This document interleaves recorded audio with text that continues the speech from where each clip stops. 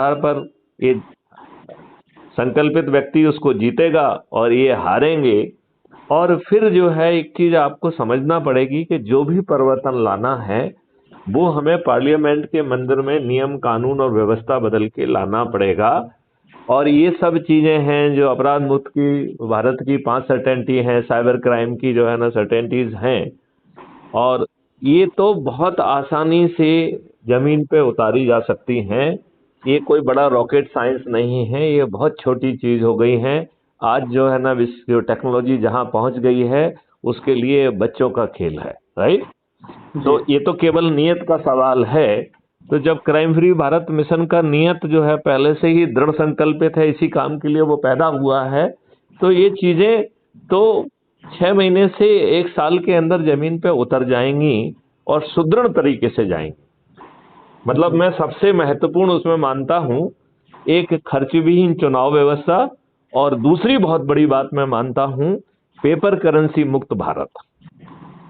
तो अपराध मुक्त भारत भी होगा, साइबर क्राइम मुक्त भारत भी होगा, और जब हम उसको पेपर करेंसी मुक्त भारत कर देंगे तो ना तो भ्रष्टाचार संभव होगा, ना कोई भी नेगेटिव एक्टिविटी संभव नहीं होगी कि 2 मिनट में जो है डिजिटल चित्रगुप्त बिना थाने जाए उसकी एफआईआर भी हो जाएगी, 15 दिन में टेक्नो इंजन के माध्यम से अकाट साक्ष्यों के साथ चालान भी हो जाएगा, और 30 दिन में मैक्सिमम 30 दिन में 7 दिन से 30 दिन के अंदर distributed video based trial system के माध्यम से बिना कोर्ट जाए सजा भी होगी, राइट। और फिर डिजिटल चित्रगुप्त को जब 360 डिग्री में हर अपराधी के बारे में मालूम है तो उसे हम पहले तो हम स्मार्ट इंटरवेंशन के माध्यम से अपराध करने के पहले उसे रोक पाएंगे।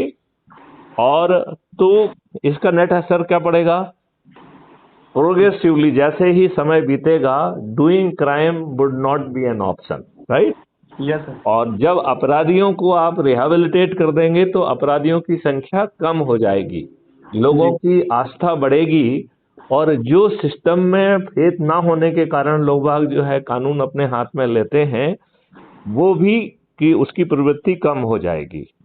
और दूसरी बात यह है कि जो कई बार जो है भावावेश में जो अपराध होते हैं वो होंगे, लेकिन उनको बहुत जल्दी जो है ना उसका संज्ञान हो जाएगा, बहुत जल्दी चालान हो जाएगा, और 7 दिन से 30 दिन के अंदर उसमें सजा हो जाएगी, तो लोगों को आक्रोश आना धीरे धीरे कम हो जाएगा, राइट। और इस पूरी व्यवस्था में केवल संज्ञेय अपराध नहीं, असंज्ञेय अपराध भी आगे जाके लिए जाएंगे और सिविल ऑफेंसेस भी लिए जाएंगे, और सबको बहुत रेवेन्यू बांटा जाएगा, और उसका दुगना रेवेन्यू जो है वो अपराधी से वसूल किया जाएगा।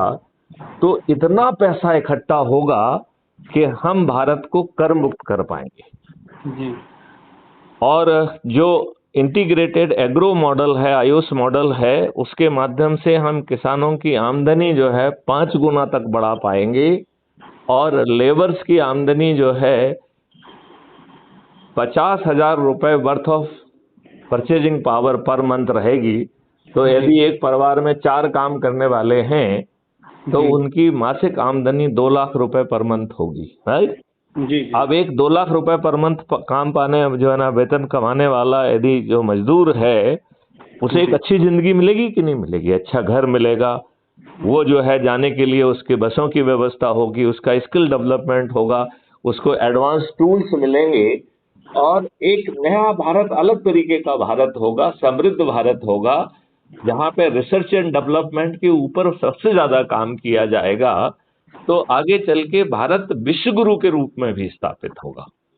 अब बताइए, ये इतनी बड़ी चीज जो है आपको ना किसी खर्च करना पड़ रहा है, केवल संकल्प के आधार पर अपने परिवार के लोगों को जोड़ो, अपने रिश्तेदारों को जोड़ो, अपने मित्रों को जोड़ो, अपने प्रोफेशनल सर्कल के लोग जोड़ो, समाज सेवी संगठन से जुड़े हुए हैं तो उसके लोगों को जोड़ो, जितने सर्कल से आप जुड़े हैं उन सभी के लोगों को जोड़ो।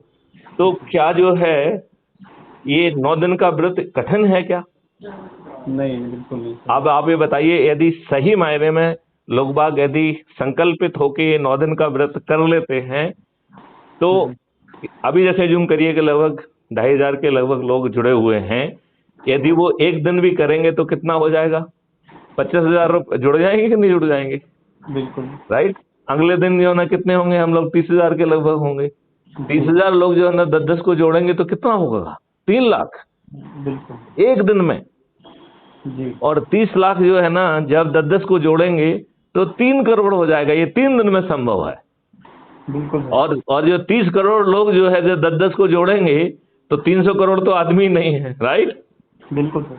तो हम जो है, और फिर किस नेता की हिम्मत है कि जब 100 करोड़ लोग थाली बजाकर दीपक जलाकर अपने संकल्प को दोहराएंगे जी तो उसे ना माने, और यदि वो ना मानने का जोखिम यदि उठाते हैं तो हर हालत में वो पराजित होंगे। अधिकांश लोगों की